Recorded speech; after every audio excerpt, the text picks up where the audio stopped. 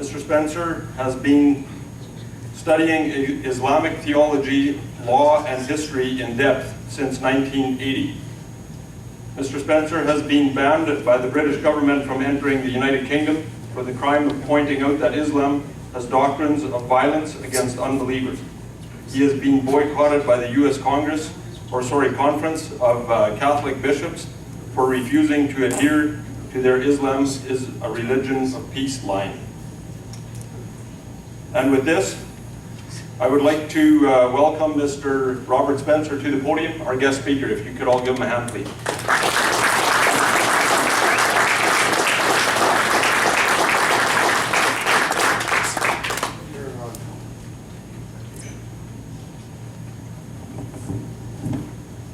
Good evening, and thank you all for being here. I understand that you watched some of Islam, What the West Needs to Know earlier this evening.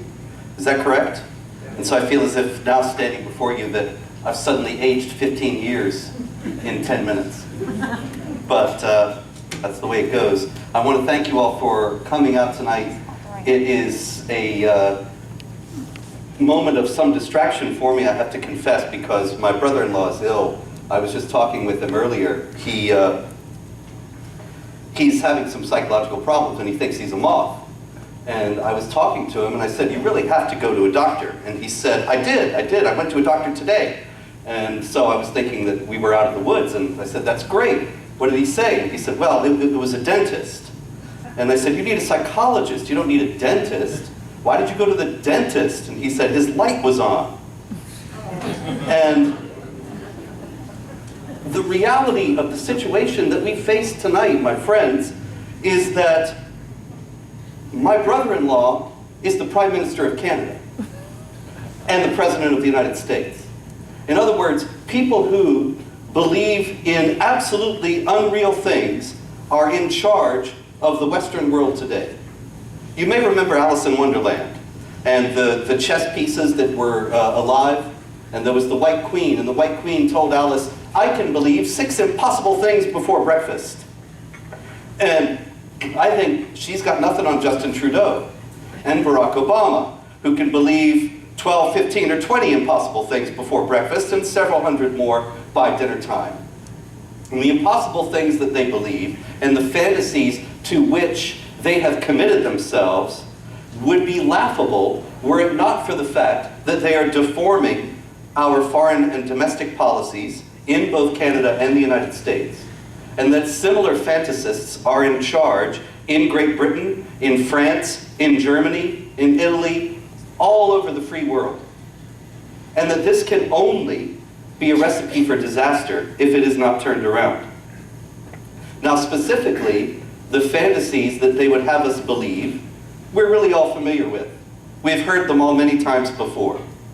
One of the chief ones that we hear is that ISIS, the group that calls itself the Islamic State, is not Islamic and has nothing whatsoever to do with the religion of Islam. Have you ever heard that?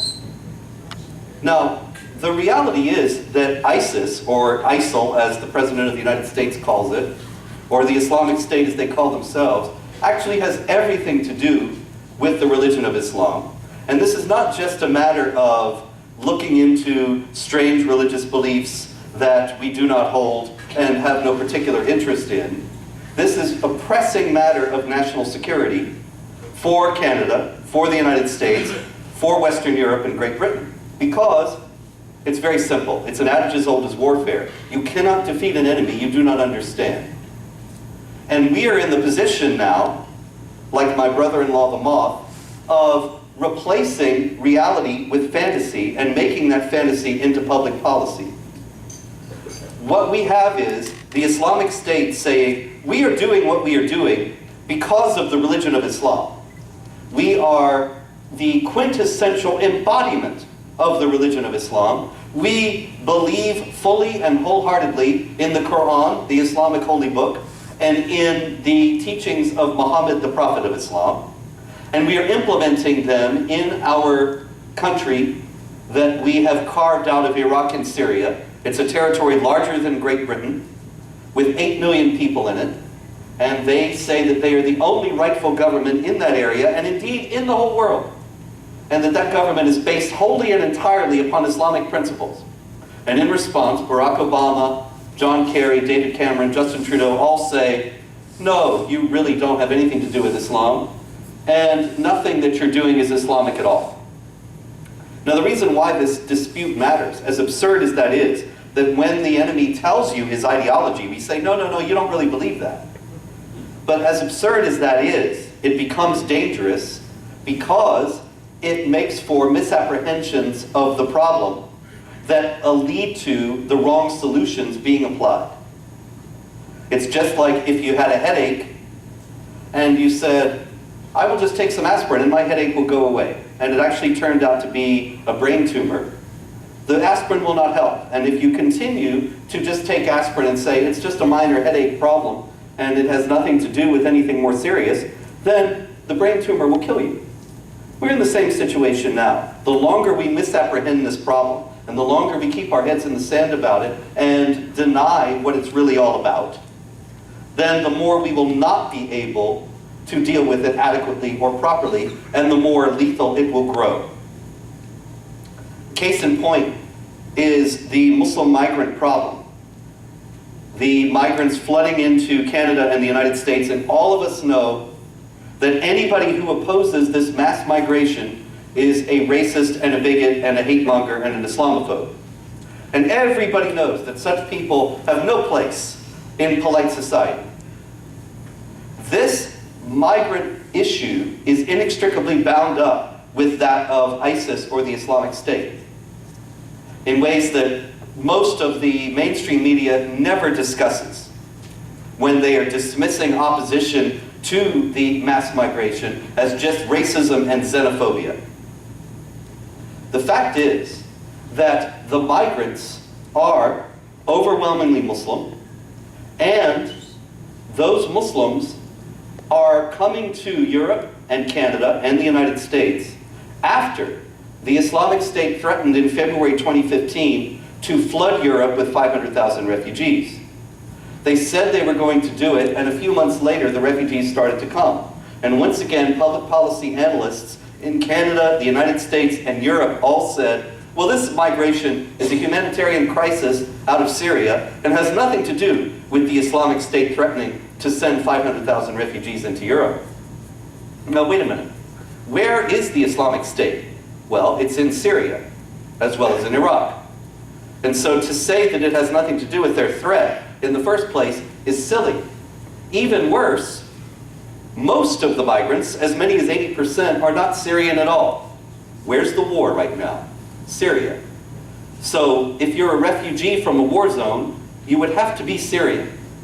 If you're not Syrian, if you're Moroccan or Algerian or something else, and most of the migrants are not Syrian, then you have a very different agenda from the agenda that is stated as you're a refugee from a war zone. So what are they really coming for? Well, to answer that question, we have to look into the religion of Islam, because the religion of Islam is actually what is guiding and motivating a great deal of this. But that's the one thing, you see, that all our learned analysts and all our political leaders have taken off the table. It has nothing to do with Islam. So they can't tell what it has to do with. They pretend it's a humanitarian crisis when there's amazing cognitive dissonance about that right away, you see. If they're not Syrians, if a great many of them are not Syrians, then what exact humanitarian crisis are they fleeing? So in order to understand what's going on, we have to go to the Quran. So if you'll open your Qurans to chapter 4. You didn't bring it? I never leave home without mine.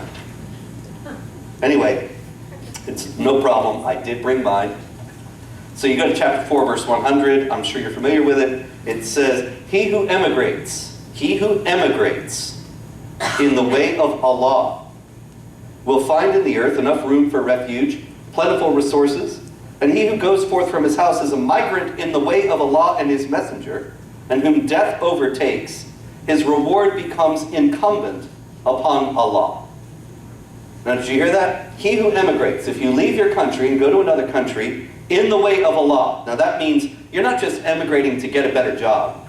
You're not emigrating so that you can climb up the economic ladder and send money back to your family at home. You are emigrating in the way of Allah means you are emigrating in order to bring Islam to the new land.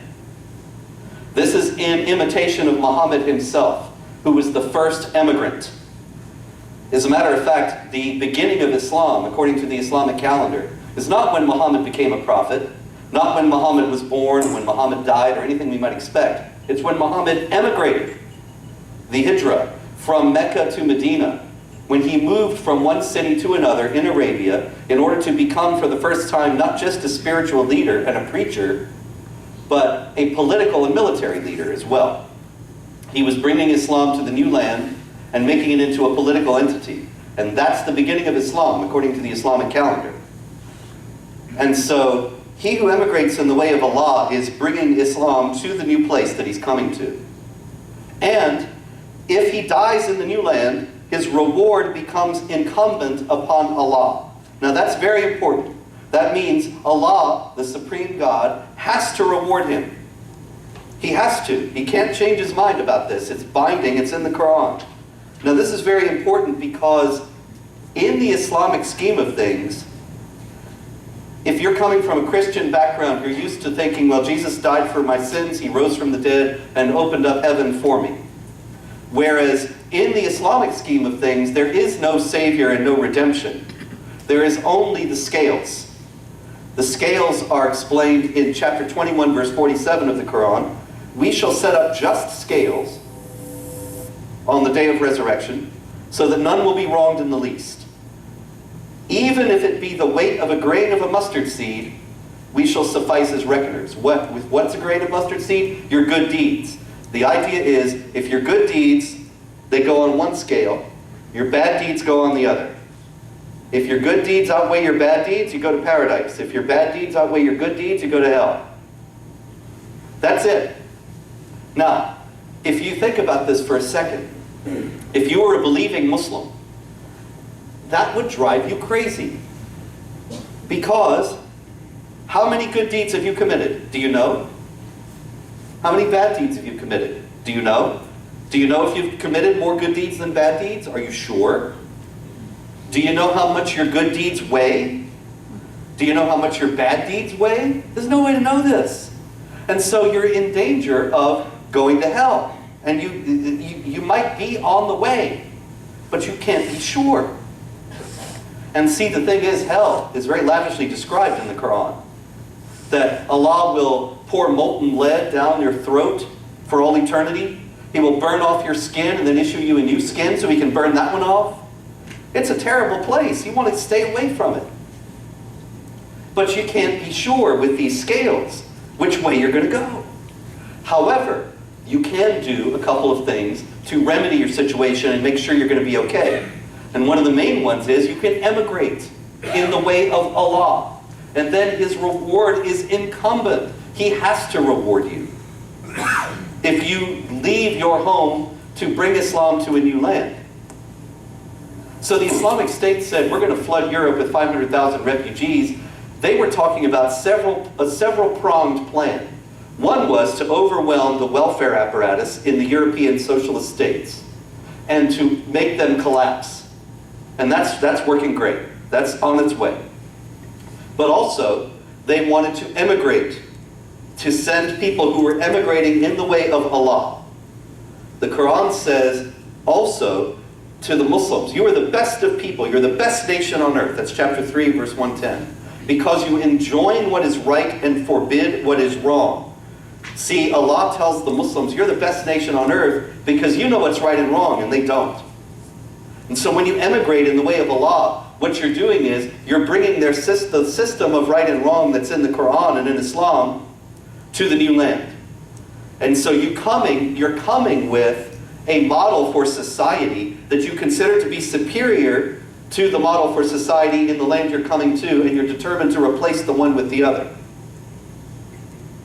And so when you think about Islamic law, if you're familiar with Islamic law, You probably know about the amputation of the hand for theft, stoning for adultery, the death penalty for leaving Islam, changing to another religion, the death penalty for heresy or thinking of being the wrong kind of Muslim. It's a very strict draconian system, institutionalizing discrimination against women, institutionalizing discrimination against non-Muslims, denying a woman's right to inheritance, a woman's right to testify in court even, devaluing their testimony and their inheritance rights.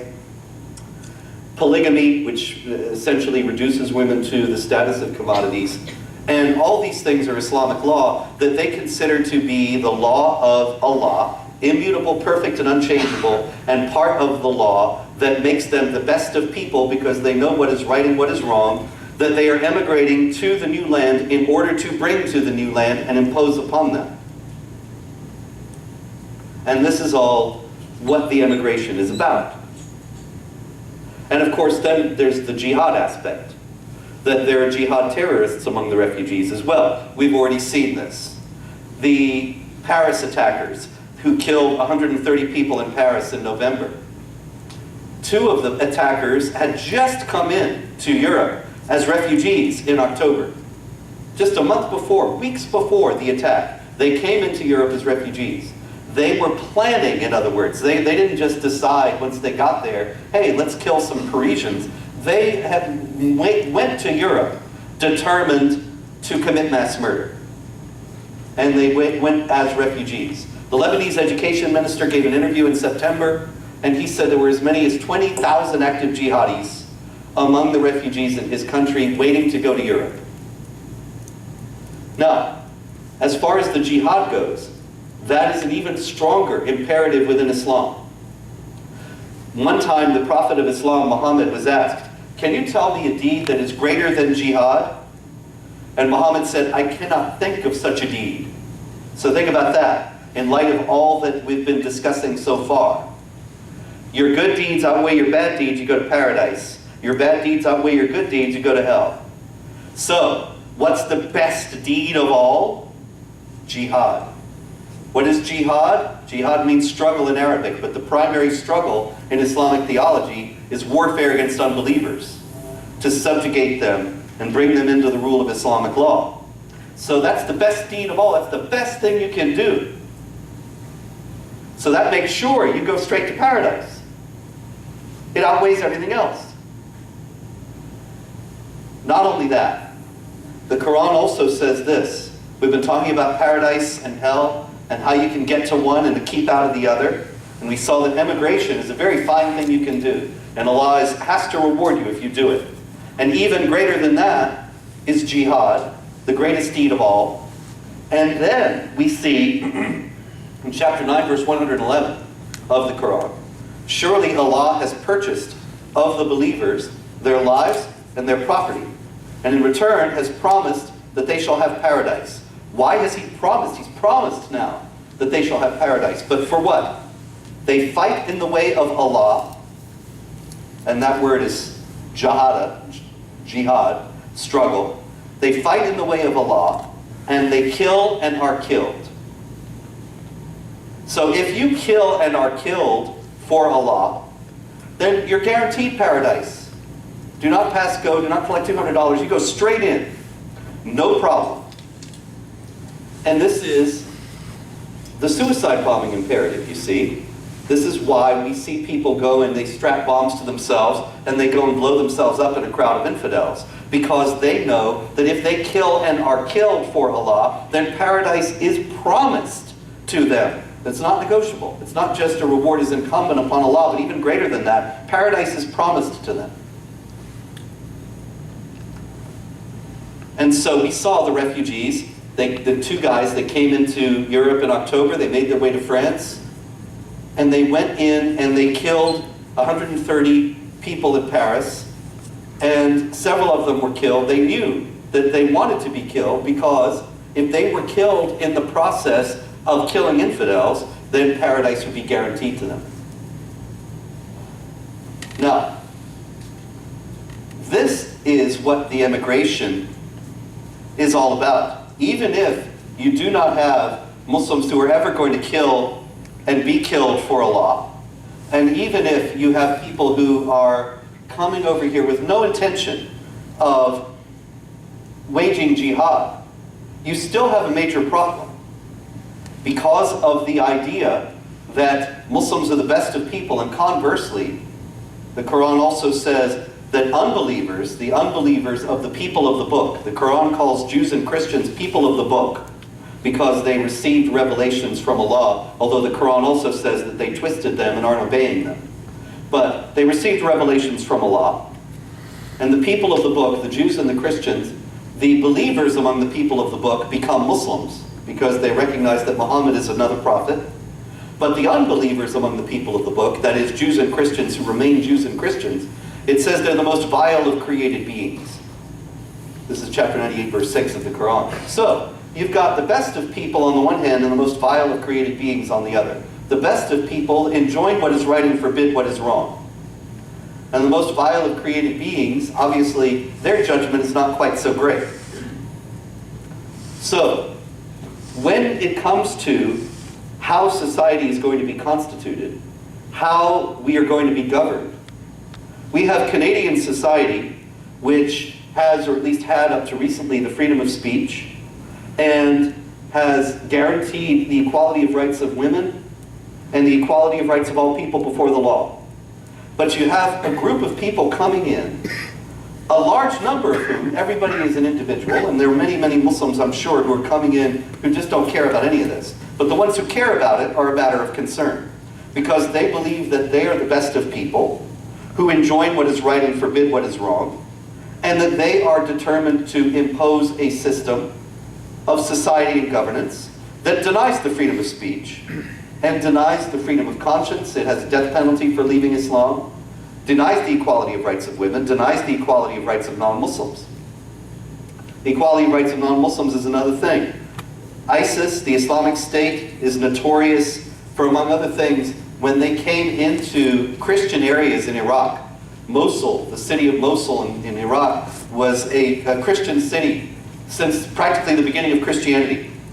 And there were Christian areas all over Iraq, a sizable Christian population that has been completely decimated. And one of the things that the Islamic State did was they went around, and when they found homes of the Christians, they painted the Arabic letter Nun, which looks like that, kind of like a bowl with a dot on top, and they painted it on the doors of the Christians. That is the letter N for Nazarenes, which is the Quran's word for the Christians. And they were marking the Christians' homes because later they came to those homes and they knocked on the door and they said, you have to pay us a tax as a sign of your subordination. Now this also comes from the Quran. The Quran says, fight, this is chapter 9, verse 29, fight against those who do not believe in Allah and the last day, and do not forbid what He has forbidden of the religion of truth, even if they are of the people of the book, until they pay the jizya, that's the tax, with willing submission, and feel themselves subdued. Historically, when these laws were enforced in Islamic lands, the Jews and Christians lived in that state of subordination, designed to punish them every day, to make them realize that they were being deprived in this world, punished in this world, for rejecting the true prophet and the true holy book. And these laws were abolished in the last caliphate, the last Islamic empire, in the 1850s, under Western pressure. But they're in the Quran, and the Islamic State is enforcing them again. And the idea is that a Christian in Iraq, under these laws, would not be able to hold authority over a Muslim, would be relegated then to the most menial jobs in society, would not be able to build new houses of worship or repair old ones. So the community would be in a state of decline, would have to pay this tax, and submit to various other humiliating and discriminatory regulations. The Islamic State came in and began to enforce that upon the Christians. The remaining Christians, who they have not killed or forced to convert or exiled, are paying this tax and living in a state of subordination to the Muslims. But you see, this is diametrically opposed to the Western idea of equality of rights of all people before the law, and no special rights for special protected groups. And so when you have a large number of immigrants coming to the country who believe in these things, there's going to be friction about it, because there will be attempts to assert the primacy of that law over the existing laws. Everything that the Islamic State does, we've seen now with the persecution of the Christians. Also notorious that the Islamic State has done is take the women of the Yazidis and the Christians as sex slaves. And this is a very unpleasant topic, and you think, you know, this couldn't be happening. This is the 21st century, and yet they do it. And this also is based on the Quran. The Quran says in chapter 4, verse 3, marry the women that seem good to you, 2 or 3 or 4. Or, if you fear you will not be able to treat them justly, then only 1, or from those your right hands possess. Now, I have this Quran, there are copies of it in hardcover back there that are not beat up like this, but this is a very good Quran. The translation is actually not all that hot, but the commentary is by Sayyid Abu Ala Maududi, who was a 20th century Islamic scholar and politician. His works are internationally influential. I tell you, next time you go to your local Islamic bookstore, ask them for Maududi's writings, and I guarantee that you will find them in there, because he's very mainstream. And so his commentary, it's illuminating of the mainstream Muslim mindset about these passages. He says, what is the captives of the right hand? He says, this expression denotes slave girls, that is, female captives of war, who are distributed by the state among individuals when no exchange of prisoners takes place. Now, does that not sound exactly like what the Islamic State did? And it's very clear what they are for in other passages, notably chapter 23, verses 1 to 6. If you want to turn over there, we have, the believers have indeed attained true success. Those who in their prayers humble themselves, who avoid whatever is vain and frivolous, who observe zakah, that's almsgiving, giving money to the poor, who strictly guard their private parts, except from their wives or those whom their right hands possess. So that makes it clear what those whom their right hands possess are for. Now, it's very important to understand that everything ISIS is doing is Islamic, because Barack Obama, Justin Trudeau, David Cameron, all the rest of them would have us believe that the problem is isolated to this group, to these extremists who have hijacked and twisted the peaceful religion of Islam. And that would give us the impression then that if we were to defeat ISIS, which nobody is really trying very hard to do, but if we were to get it together and actually defeat them, then this problem would go away. But we must understand that if the problem is in this book and in the religion itself, then it's not going to go away with ISIS. Anybody who reads this book and takes it seriously could end up acting upon it in the same way. It doesn't mean that everyone who does read this book will act upon it, but the possibility cannot be discounted and ought not to be ignored, especially by those who are entrusted with the protection of our society. There was a young man a few years back in North Carolina, at the University of North Carolina in Chapel Hill, who he was a Muslim by birth, by descent, by his family, but he was not at all observant in Islam. He didn't pay any attention to it. He was a college kid, and he was drinking, he was getting high, he was sleeping around. He was, you know, a college kid. And his name was Mohammed Reza Tahiri Azar. And one day, Mohammed Reza Tahiri Azar decided that he was really making a mess of his life. As you may recall the line from the movie, you know, son, fat, drunk, and stupid is a terrible way to go through life. And he decided that about himself. And so he turned to the only frame of reference that he had for turning his life around, his own religion, which he knew nothing about. And he got himself a Quran. And he started to read it. He wasn't part of Al-Qaeda. He wasn't part of ISIS, which didn't exist yet. He didn't have anything to do with any other Muslims. He just read the Quran. And he started to take notes. And this is why we know about this, because ultimately he sent all his notes to the campus paper. But that was a little bit later. What he read in the Quran were passages such as some of the ones I've told you tonight and some others. And he realized that one of the greatest things he could do was to try to kill unbelievers. And that he had committed a lot of sins in his life, and one way he could make sure the scales, the good scale outweighed the bad scale, was to kill and be killed for Allah. So he rented an SUV, and he drove it on campus. And he tried to run down as many students as he could. He didn't end up killing anybody, but he did injure 9 students before he was stopped. And then when he went to prison, these letters were released. And he had, for example, chapter 9, verse 14, was one of the many Quran verses that he cited. In chapter 9, verse 14, says, "Fight them, and Allah will punish them through you, and will humiliate them. He will grant you victory over them, and will soothe the hearts of those who believe." So see, his heart was troubled by all his sins, and he read, how can I soothe my heart? I can make war on unbelievers. And when I make war on unbelievers, Allah is punishing them through me. Fight them, and Allah will punish them through you, and will humiliate them. And so, he believed that he was an instrument of the Supreme Being, bringing about the wrath on the disobedient, the wrath of Allah on the disobedient. Now, how are our governments dealing with these kinds of young men? He was not connected to anybody. He was not radicalized. He just read the Quran. Just the other day, there was a story about a 16-year-old boy in Australia, a Muslim, who got involved in a plot to commit mass murder on Anzac Day, the day that they celebrate their victory in World War II. And it came out that he was in a de-radicalization program.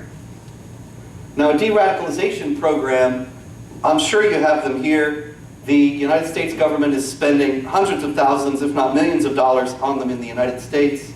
And the idea is to take these young men, like Mohammed Reza Takari Azhar, this young man in North Carolina, and others like him, and make them turn away from jihad. And so I read about this young guy in Australia and the de-radicalization program that he was in. Do you know what they had him doing? They gave him a free gym membership. Now, can you imagine? If you think about this, fight them, and Allah will punish them through your hands, and humiliate them, and soothe the hearts of the believers. You read that and you think, I'm going to be part of this grand thing, this great enterprise, this huge initiative to bring the law of Allah to the world, to punish the unbelievers. And they say, here kid, here's a basketball. Forget about all that. And it's true. In Minnesota, it's the same thing. It's a big problem in the Minneapolis area. Muslims from Somalia going to join the Islamic State because they see that it is Islamic. They see that what it's doing is based on Islam. And so they join it because also the Islamic State claims to be the caliphate, which in Islamic theology for Sunni Muslims, which is most Muslims, is the only legitimate government for any Muslim worldwide. And so they see that, they heed that call, they believe it, and they've been going over there. And so in response, because the United States government refuses to believe that any of this has anything to do with Islam, they have started youth basketball programs in Minneapolis that are government funded. And the idea is to give these poor disenfranchised youth something to do. And that will keep them from jihad. Now you see, if you unpack this, the idea is that they think these people are poor and discriminated against, and disenfranchised and alienated. And so if we get them jobs, and we get them something to do with their time, then they won't go jihad. Now you see the massive disconnect there. This is a spiritual thing. This is a spiritual battle. These people believe they are serving God. There's a passage, whether you're a Christian or not, it's very interesting that there's a passage in the Gospel of John when Jesus says, the time will come when men will kill you and think they're offering service to God. And that describes these people perfectly. They kill us, and they think they're, in doing so, offering service to God. They're not going to be dissuaded by a basketball. But it's all because our governments refuse to accept what is the obvious ideology and the obvious motivation behind all this. And the quintessential example of this myopia is the Israeli-Palestinian conflict. Have you ever noticed that however old any of us are in this room, and I'm probably one of the oldest people here, however old we may be, any of us, this problem, the Israeli-Palestinian conflict, has been going on all our lifetimes. And it's been solved so many times. You remember Jimmy Carter standing with Anwar Sadat and Menachem Begin, and they're all smiles and they're shaking hands, and there's going to be peace now. And then, well, that didn't work, and so there were the Oslo Accords, and there was the roadmap, and there was the withdrawal from Gaza, and none of it ever worked. And it is still one of the massive problems in the world today. Why is that? Why is this problem insoluble? You would think that all the negotiated accords, all the attempts at a negotiated settlement would have come to something by now. There are negotiated settlements that have ended wars all over the world, all throughout history. Used to be, you may recall, back in the 70s, we used to hear about violence in Ireland all the time. In Northern Ireland, with the IRA. You never hear about that now. Why? They negotiated a settlement. It's over.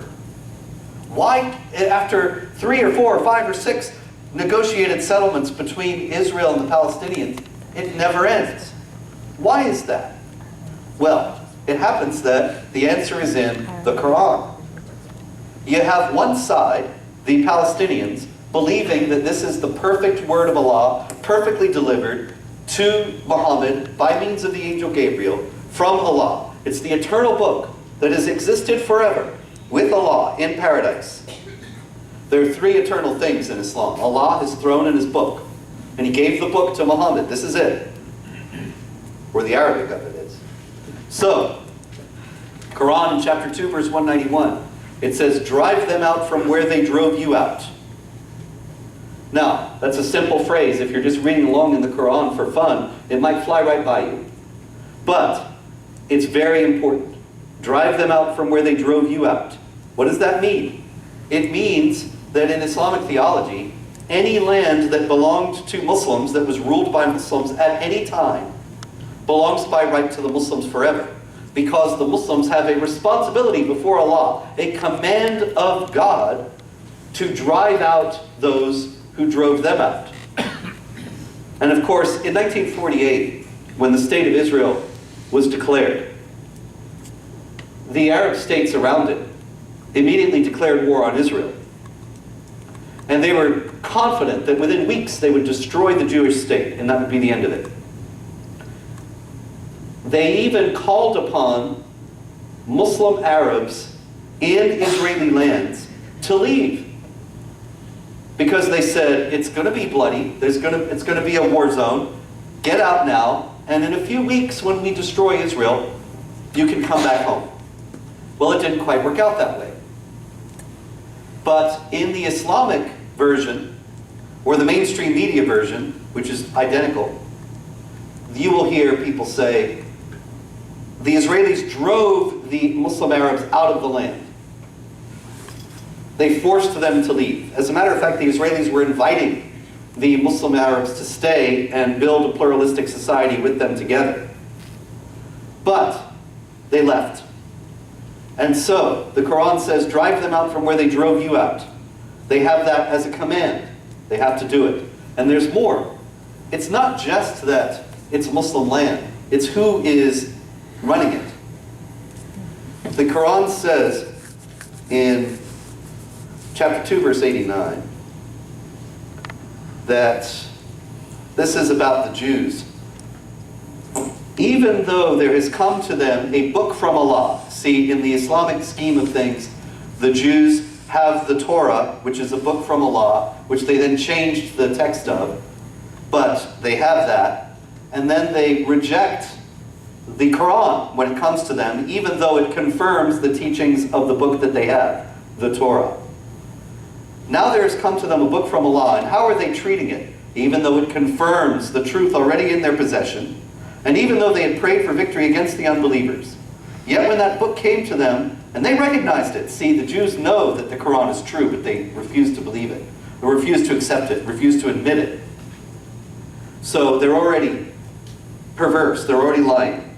They refuse to acknowledge its truth. Allah's curse be upon the unbelievers. Evil indeed is what they console themselves with. So Allah's curse is upon them.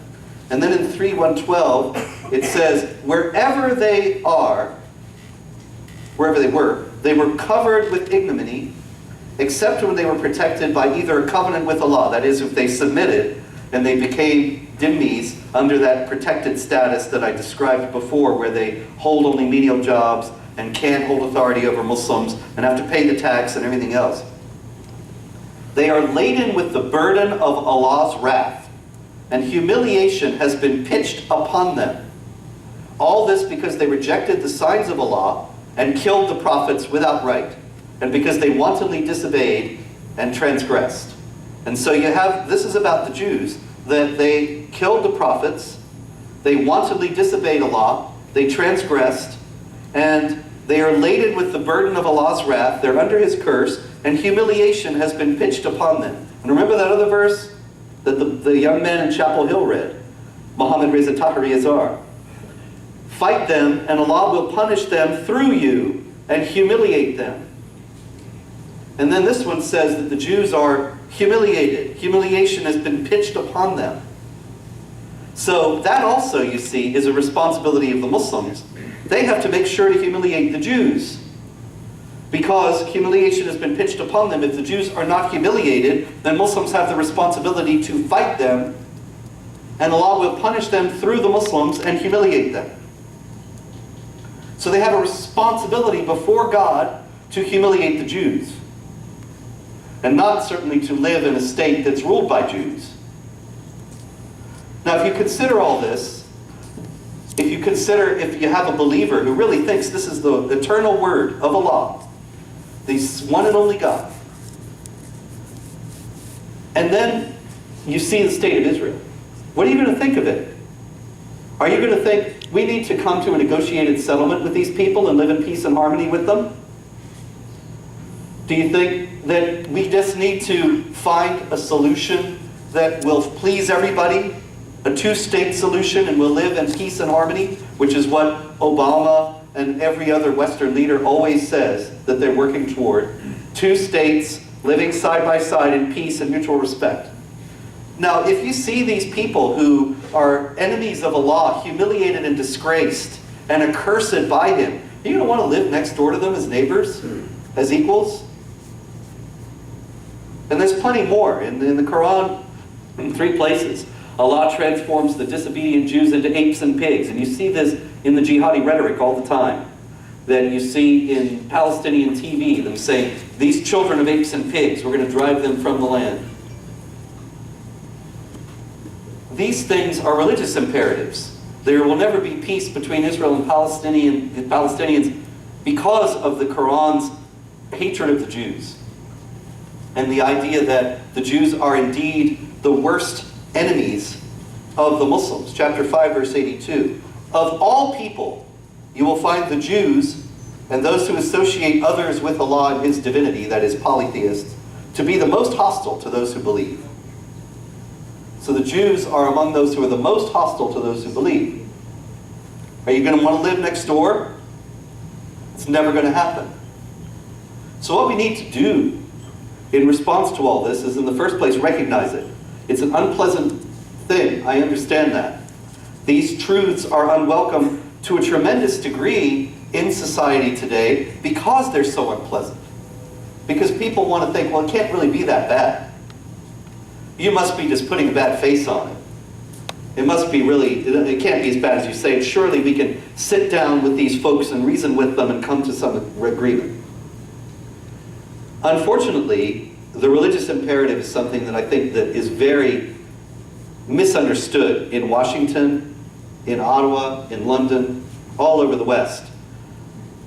Western, postmodern, secularist types, post-Christian for the most part, the people who lead us, they don't understand how strong the religious motivation can be, how absolutely defining of for one's life it can be if you think that you are serving God and on the right track.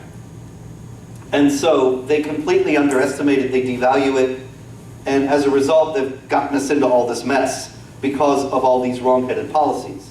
What we need to do is, in the first place, recover our strength. The jihad manuals say, do not fight jihad if the enemy has more than twice your strength and you have no chance of winning. And it's certainly true that when the West had more cultural confidence, as well as military might, we didn't see all this jihad all over. They're fighting us now because we're weak. If we were strong, they wouldn't be fighting us so much. We need to stop the suicidal policies in terms of the migration and in terms of many other aspects of our foreign policy. It came out yesterday that the Pakistani spy service, the CIA of Pakistan, the ISI, they were sheltering Osama bin Laden. It's not just that they knew he was there, they were taking care of him. They were controlling his well-being. They knew where he was, they were making sure he was okay. This is supposed to be an ally of Canada and the United States. This is a country that George W. Bush met with Parvez Musharraf, the president of Pakistan, right after 9/11, and he agreed to give him $1.3 billion a year to fight against al-Qaeda and the Taliban. In 2008, it came out that much of that money was being funneled by the Pakistani government to al-Qaeda and the Taliban. What do you think the US Congress did when this came out? Did they cut off the $1.3 billion to Pakistan every year? They increased it. This is, of course, the madness that we live in the world today. But see, this too comes from the Quran. In chapter 3, verse 28, it says, do not take unbelievers for your friends and protectors in preference to believers. Whoever does this has nothing to do with Allah, unless he does so in order to protect himself from their wrongdoing. Now what does that mean? Unless he does so in order to protect themselves from their wrongdoing. Well, let's go to the note and see what Maududi says. This means, he says, that it is lawful for a believer, helpless in the grip of the enemies of Islam and in imminent danger of severe wrong and persecution, to keep his faith concealed and to behave in such manner as to create the impression that he is on the same side as his enemies. Does that sound like the government of Pakistan to you? It does to me. But of course in Washington they would say, oh no, no, no, you can't really believe that the Pakistanis would be lying to us. You must be a racist, bigoted Islamophobe. And there we are. But see, if we had a recognition of the real ideological sources of this problem, then we would reconfigure our global alliances in the West. The alliances that Canada and the United States have today are still based on the Cold War, are based on fighting the Soviet Union. The Soviet Union is gone. There's no need to consider Pakistan as an ally, and there's in no way behaving as one. Meanwhile, India is a state that is threatened by jihad activity as much as Canada and the US are. And there are many other countries that are threatened by jihad activity in a direct way. We should be reconfiguring our alliances globally so that we are allied with people who are facing the same threat. And instead of forcing the Israelis to make more concessions, which only create more jihad because they give the impression of weakness, we should be helping Israel to stand strong and telling them there's no more land for peace because all the land we've given you has never brought peace. You may recall, 10 years ago, we were told that when the Israelis withdrew from Gaza, there would be peace, and the Gazans would go about their business and resume normal lives. And instead, they turned Gaza into a jihad base, as could have been predictable if anybody had been reading the Quran. And so, the situation is difficult. The situation is, you could even say, dire. And there's no sugarcoating that. And I'm sorry to be the bearer of bad news, but I firmly believe that we have to know where we are in a realistic manner, as bad as the news is, if we're going to be able to get out of it. And we are being lied to on a massive scale by our governments, such that we're being led into disaster. The situation is grave, but it's not irreversible. I was born in the great state of South Carolina. I know I probably would not seem to you like an ordinary South Carolinian if you've ever met one. But in any case, the state motto of South Carolina is Dum Spiro Spero, in Latin, while I breathe, I hope.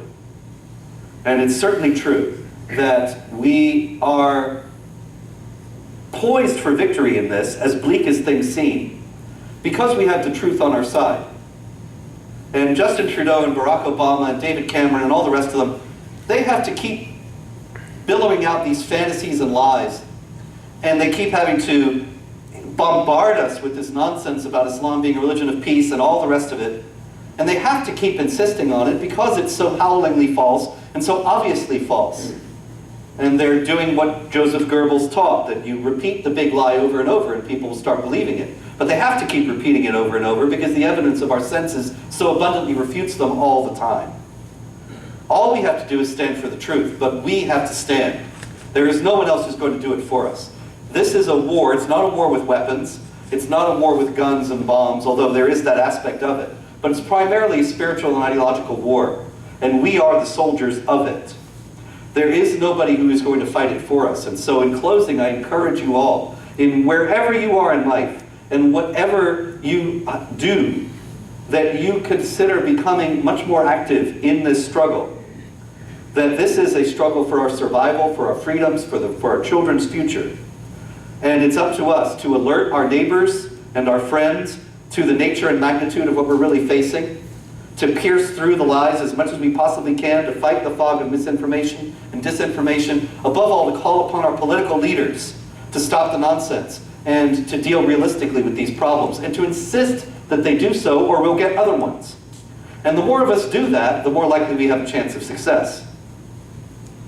And I'm confident ultimately of victory because the jihadis always boast, we will win because we love death more than you love life. And I know that when they say that, they're admitting defeat. Because death will never conquer life. And the imperative to live will always win out in the human spirit. It may get a lot worse before it gets better, but freedom and humane values will ultimately win out. And I hope that by the efforts of everybody in this room, we will see that victory in our lifetimes. Thank you.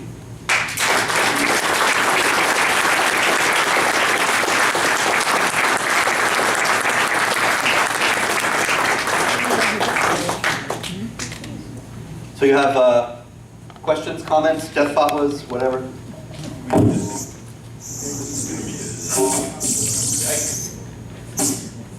I don't think we need that mic. No. Q&A. We got a question over there, another one here. Which one do you want to take first, Robert? The Yankee fan. Okay, we've already established that Islam is a very, very primitive religion, right? But why do you still assume that, like, I'm sure even like Obama, Bush, and all these leaders, they must know, or somebody behind them knows that Islam is very primitive, or that it's a false religion, or whatever it is. But don't you think it's deliberately being done? Don't you think this, that they're deliberately lying to us? Like, yeah. Now if you look at the progressive left, they're telling that men could go into women's washrooms. It's getting so asinine. Yeah. Right? So I didn't mean to give you the impression that I didn't think it was that I didn't think it was deliberate. I do think it's deliberate. So then, do you think there's like a government behind them? Yes. I don't know what's behind them. I don't want to get into speculation and conspiracy theories, but I do know this. Obama is a Marxist internationalist.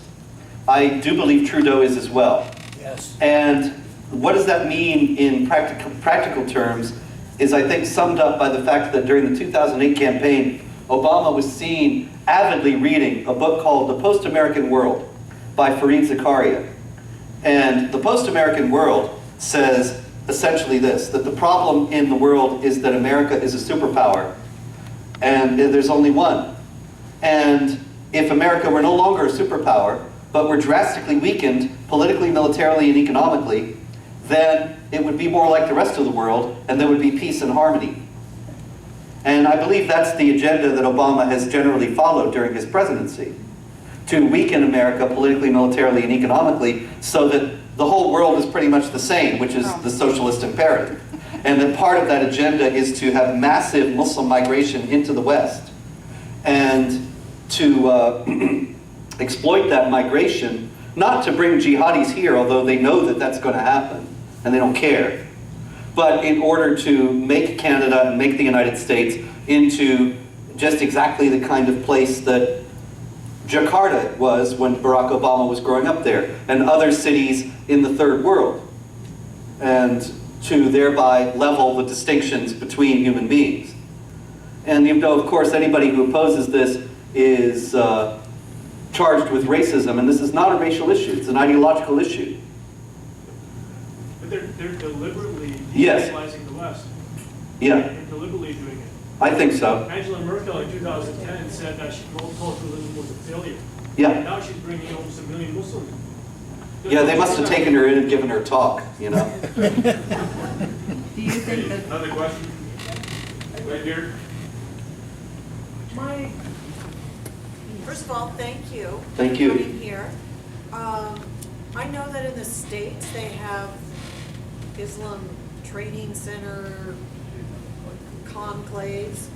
I'm wondering if you know of any in Canada. Are you talking about the rural compounds? Yes. Yes, the question is there Islamic Training Center conclaves in the States. These are Muslims of America, generally. It's a group that is connected with Jamaat al-Fuqra in Pakistan. Jamaat al-Fuqra, you may know, is the organization that killed Daniel Pearl. Daniel Pearl was the Wall Street Journal reporter. He was actually going over to Pakistan to interview Sheikh Mubarak al-Jalani. And they're here. He was going to interview Sheikh Mubarak al-Jalani, the head of Jamaat al-Fuqra, when they actually captured and beheaded him. I guess they really didn't want the interview. Anyway, the Jamaat al-Fuqra group has this American wing, Muslims of America, and they have these compounds in very rural areas, very, very remote areas, far away from everything. They are very secretive, they are very closed off. People have heard them doing weapons training inside. They sometimes, even the local police are afraid to go in. And there have been very strange incidents. People strongly suspect that these are training camps for jihadis and that ultimately the jihadis will emerge from them. That has not yet happened. It could well. I don't know of any in Canada, but that's not to say that there aren't any, because there's this kind of activity trying to be going, there's this activity going on all the time. You may know Abu Hamza, Sheikh Abu Hamza al-Masri. He was an imam, a Muslim cleric in London. And he, in an excess of religious fervor, was building a bomb, and it went off while he was working on it. And he lost his hands. He has 2 hooks for hands, and he lost an eye. He's a very fearsome-looking character. He actually was at the Finsbury Park Mosque, which is where I got this Quran. I was in London in 2009, and I was doing what any American tourist would do in London. I was going to the local mosques. And at the Finsbury Park Mosque, which is where Abu Hamza al-Masri was the imam, I got this Quran. A very nice young man brought me in, saw me as a potential convert, weighed me down with books on Islam, one of whom was this. And I said, I hear you had some trouble here a few years back. And he said, yes, we had extremists here, but now they're gone and we're all moderates. So you can be sure, this is the moderate Quran right here.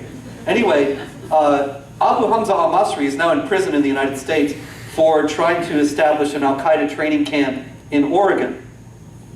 And so I can't be sure to say they've caught all these things.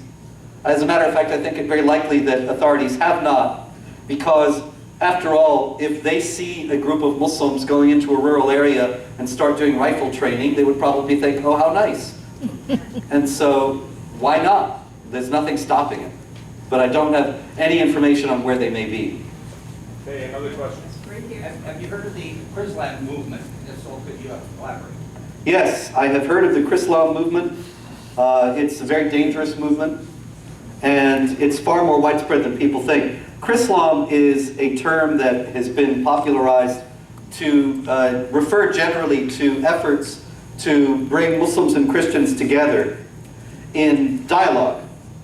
And the dialogue is supposed to foster mutual understanding. And this dialogue actually is going on at the highest levels, and it is very insidious. It's far more insidious than people know. People think, now how could this be wrong? How could this be a problem? We're sitting down and talking and trying to work through our differences. How can you say, you greasy racist Islamophobe, that there's anything wrong with that? Well, I'll tell you. A few years back, Pope Benedict XVI, you may recall, he got Muslims around the world extraordinarily angry with him when he quoted the 14th century Byzantine emperor, Manuel II Palaiologos. And Manuel II Palaiologos had said, "There is nothing new in what Muhammad brought, except what is evil and inhumane." And Benedict quoted this in a speech in Germany in 2006. And Muslims around the world began to riot. A lot of innocent people were killed. And Benedict was dismayed. He said he didn't mean the words himself. He was just quoting. He backed off entirely. And after that, 100 Muslim scholars from around the world, some of the top Muslim scholars in the world, wrote a letter to him and to all the other major Christian leaders around the world. And it was called, the letter was called A Common Word. And it had an epigraph. The epigraph was a quote from the Quran, chapter 3, verse 64. "Say, people of the book, come to a common word between us and you." Now isn't that nice? And that's what it said at the top of this document. And the document was calling for this dialogue. And what could be wrong? We'll come to a common word. Now, the international press was thrilled, and dialogue was begun, and even to this day, you can look it up online, there is the Common Word Dialogue Initiative between Muslims and Christians. And they issue all these statements all the time, and they get together, and they talk things out, and issue more statements. I don't think anybody on the Christian side ever looked up where that epigraph from the Quran came from. Say, people of the book, let us come to a common word between us and you. Because if they had, they could have read on. Let us come to a common word between us and you, that we shall serve none but Allah, and shall associate none with him in his divinity. Now, associating another with Allah in his divinity is a very bad thing in Islam. As a matter of fact, it's worse than anything. It's worse than murder, worse than rape, anything. To pray to somebody else as well as to God. To associate others with Allah and his divinity. When Christians say Jesus is the Son of God and the second person of the Trinity, according to Islam, they are associating others with Allah in his divinity, and that's the worst sin of all. So what this passage is actually saying is, hey, let's come to a common word between us and you, that you will cut out all that and become Muslims. And that you'll stop praying to Jesus Christ and stop saying he's the Son of God and become Muslims. So that's what the initiative is all about. That's what the dialogue is all about, to convert the Christians to Islam.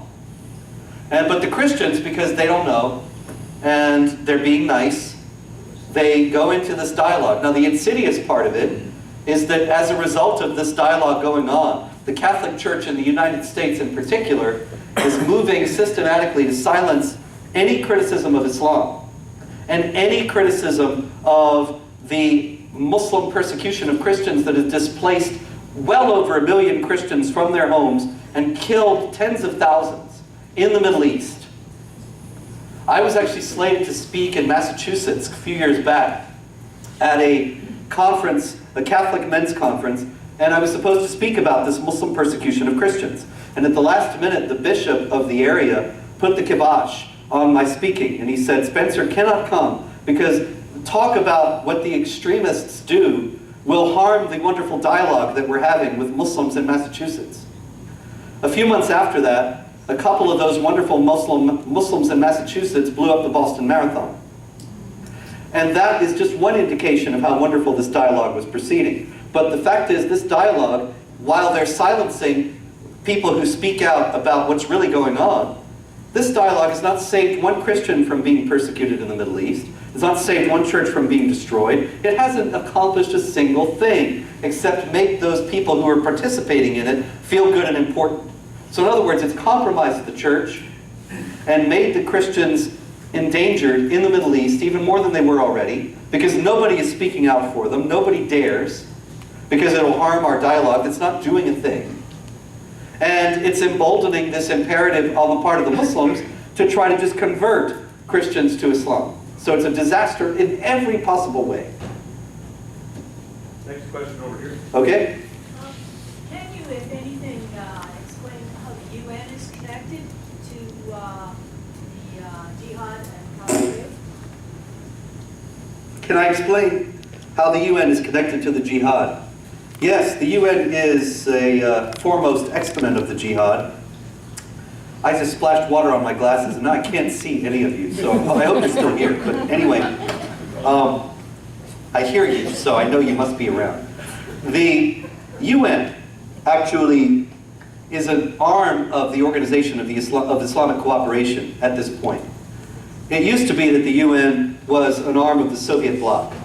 But of course the Soviet bloc collapsed in the early 90s. Since then, the largest single voting bloc at the UN is the Organization of Islamic Cooperation, which is 56 Muslim governments and the Palestinian Authority. 57 votes immediately for any Islamic imperative that is ever proposed. Thank you so much. Thank you. Wow. Oh, you're back. Thank you. So, that 57 nation bloc, 57 vote bloc, can do whatever it wants. There's no bigger bloc opposing it. And many times they can establish alliances with other groups. And so they persecute Israel constantly. And they say that they constantly are condemning Israel for various fictional human rights abuses and ignoring countries that actually have human rights abuses. Saudi Arabia is on the Human Rights Council. And Saudi Arabia institutes Islamic law based on the Quran, dehumanizing women, stoning people to death, beheading people, amputating the hands of thieves, and they're on the Human Rights Commission and Israel is condemned. It's a ridiculous situation, but the UN is essentially, because it's just a servant of the OIC at this point, it is aiding and abetting the advance of the global jihad. Right here. Yes, sir. Sharia court has been established now in the EU for a few years, anyways. Have you heard of any Sharia courts established in Canada or the United States? Have I heard of any Sharia courts established in Canada or the United States? I haven't heard of any in Canada, but that doesn't mean that there aren't any. I apologize, but I am American and concentrate primarily on America, although I do keep track of world news about jihad. Many of the smaller stories that are elsewhere, I do miss. So there may be Sharia courts in Canada. I wouldn't be in the least surprised if there were, because there was one established recently in Texas, and there are a great many in Great Britain. Great Britain is kind of a test case for these Sharia courts. And I'm quite certain, I can tell you with 100% certainty, sir, that if there are no Sharia courts in Canada now, there will be soon. Sharia courts are, we're told, just like courts for Jewish law or for Catholic canon law. They are about private matters, marital issues, things like that. They're voluntary, and they do not conflict with the civil law, the criminal law, etc. The British people were promised that if Sharia courts were established in Britain, that they would not conflict with the criminal courts, and that any matter referring to criminal activity would be referred from the Sharia courts to the criminal courts. This was not the case. The Quran says, good women are obedient.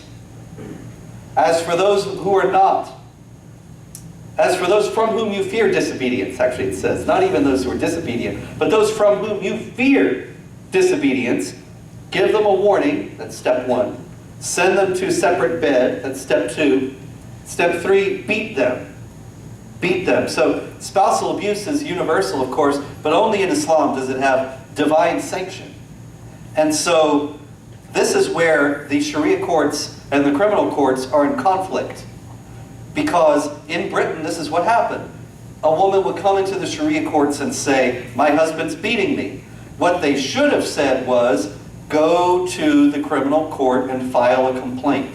What they said was, you have to stop displeasing him. Go back home and redouble your efforts to please him. Because the Quran sanctions the beating of a woman from whom you fear disobedience. So, the Sharia courts are operating at variance with the courts that enforce the law of the land. One absolute imperative that we have to safeguard in Canada, in the United States, in the UK, everywhere in the West, if we're going to survive this thing, is that we have to insist on one law for all people. And there are no groups that have special laws that supersede the law of the land. Now, a lot of Jewish and Christian groups oppose me saying that, and they say, you see, you racist, bigoted, hate monger, in your zeal to oppress Muslims, you are going to get rid of our own Jewish courts and Catholic canon law courts. Well, that's actually not the case, because those courts do not conflict with the law of the land. And where Sharia courts assert a law that is radically at variance with Canadian law, or American law, or British law, they should not be allowed to operate. It ought to be common sense. Actually, one of the foremost achievements of Western society, and the civilization of which we are all children and heirs, is the idea that we are all subject to the same law. That there aren't elite classes that are exempt from various laws that the rest of us common folk have to deal with. But we all have the same laws. Now that principle is being lost. And Muslims are being set up as an elite class with special laws. This cannot end well and will not end well. Yes, ma'am. I was just wondering what you thought of Donald Trump. Like, do you think if he gets in, will he change things? Or I have a brother that lives in Boston, and he thinks he's going to change a lot of things. Well, I can tell you, what do I think of Donald Trump is the question, and will he change things? There's no doubt if he becomes president, he'll change things. Now, for the better or not, Yeah. I'll tell you about Donald Trump. I am very ambivalent about Donald Trump for a variety of reasons. One is he's wildly popular among certain people in the US because he's not a politician and he's not one of these packaged, processed, lying hypocrites that have been ruling us for so long. He's a real guy, and people love that. They're tired of these people reading off their pre-planned talking points, and they love that he actually speaks. And he doesn't read like Barack Obama from his teleprompter, but he actually talks. He's a real guy. Beautiful. I love that myself.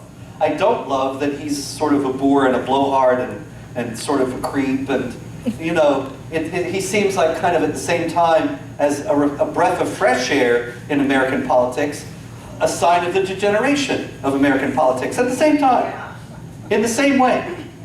And so I don't know what to make of that. Now substantively, I also am equally ambivalent. In the first place, he aroused tremendous anger by saying that there needs to be a temporary moratorium on Muslim immigration.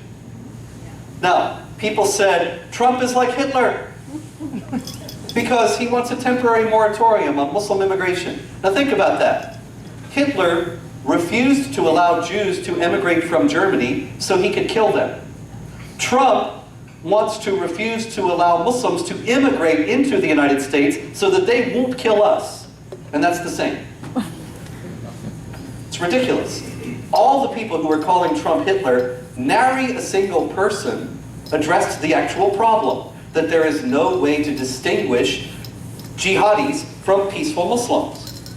The Islamic State says, when you go to the West, don't wear a beard, don't carry a Quran, you'll arouse suspicion. Shave your beard, don't go to mosque, act like you're an ordinary guy. Because they're looking for devout people. They figure that the devout people are the ones who are going to do this, which actually they're not looking for. They think devout Muslims are just wonderful and going to contribute to our glorious multicultural mosaic. But this is what the Islamic State says.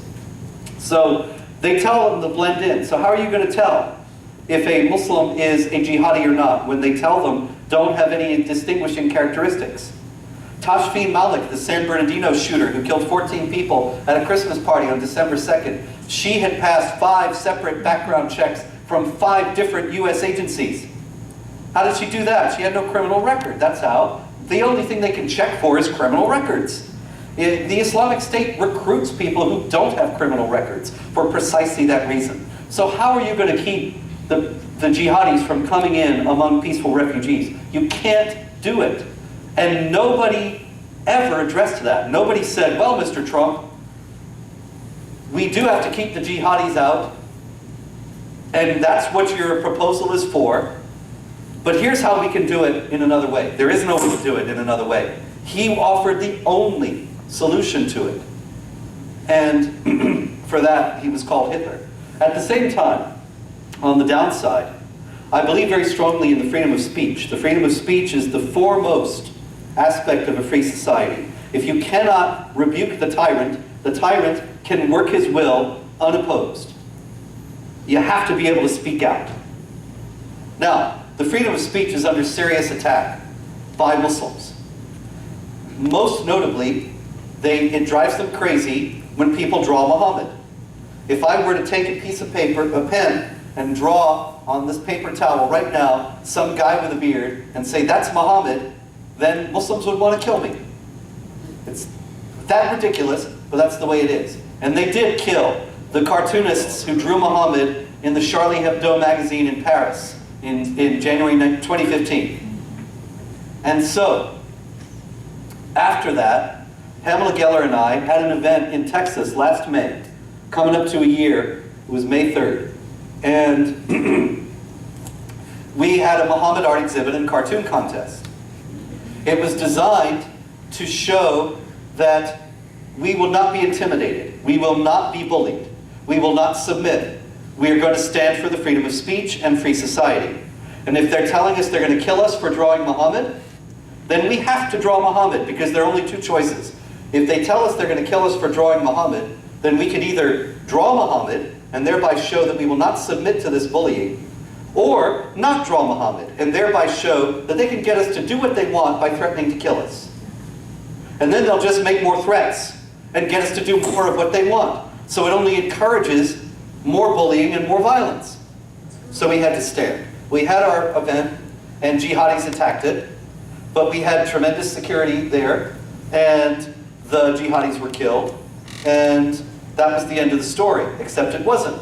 Then, Pamela Geller, we were both organizers of the event, but the media fastened on her. She is far more attractive, and they blamed her for this. They said she provoked them. And Donald Trump said she is a terrible spokesperson for the freedom of speech, and what are they doing drawing Muhammad? Couldn't they draw something else? We weren't there to draw. We were there to show that free people will not be bullied into silence.